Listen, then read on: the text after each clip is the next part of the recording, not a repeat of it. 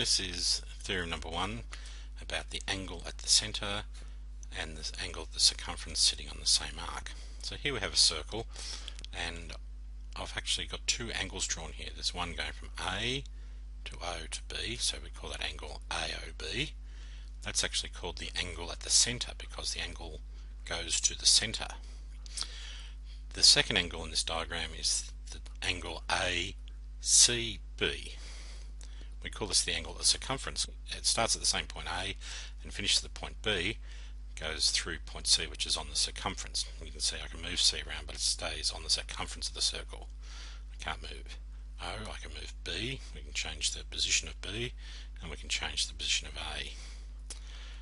Alright, so we talk about both these angles sitting on the same arc. If we explain this, the arc from A to B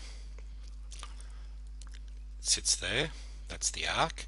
Both these angles sit on the same arc, that is, they're formed from A, go via a point and go to B. Start at A, go to a point, go to B. This is the one at the centre, the origin O being the centre of the circle and C being on the circumference.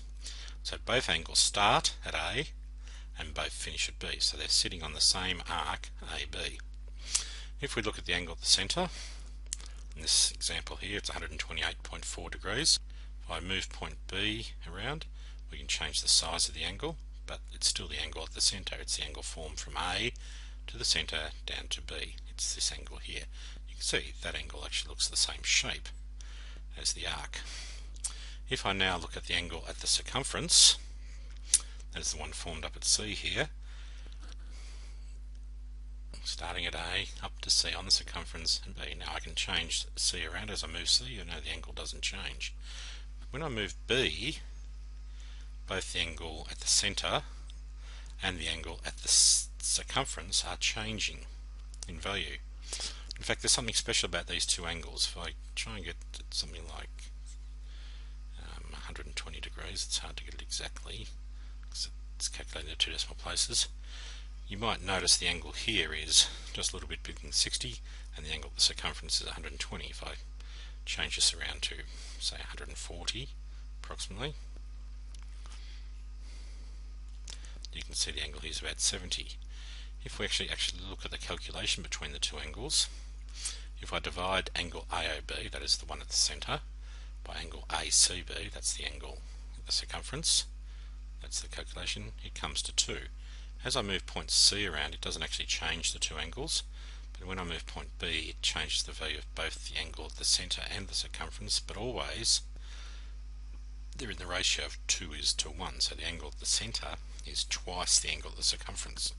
Doesn't matter how I change the angle, that stays true. That ratio of 2 to 1 is maintained regardless of the two angles. Most people can recognise this theorem when they see it looks like this, even out when it looks something similar to this. But this is usually the tricky one.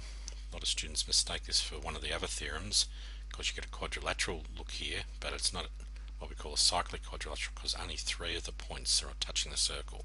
The fourth point's the centre. But if you look at the angle at the centre, the one formed from A to B is 239 degrees. The one at the circumference is half of that. Still that ratio of 2 is to 1. So that's the trick case that you see in some questions. Generally we see these questions looking like this, but occasionally if I continue moving B around and even move A around, it's still the same case here. There is a special case of this theorem which we'll see in a later theorem. Okay, now if we go to the examples in our notes, you'll see here in our notes we've got two examples here. And here asked to find angle Y using this theorem. Both these angles are sitting on the arc B to C. The angle at the centre is Y, the angle at the circumference is 54. So using our theorem that it's twice the angle at the circumference, then we should be writing here, over here in the space here, Y would equal 2 times 54, which is 108 degrees. The second example in your notes there, This time we're asked to find the angle at the circumference, x, both sitting on the same arc, BC. So the secret to these is to actually recognise they're starting and finishing at the same points, so on the same arc.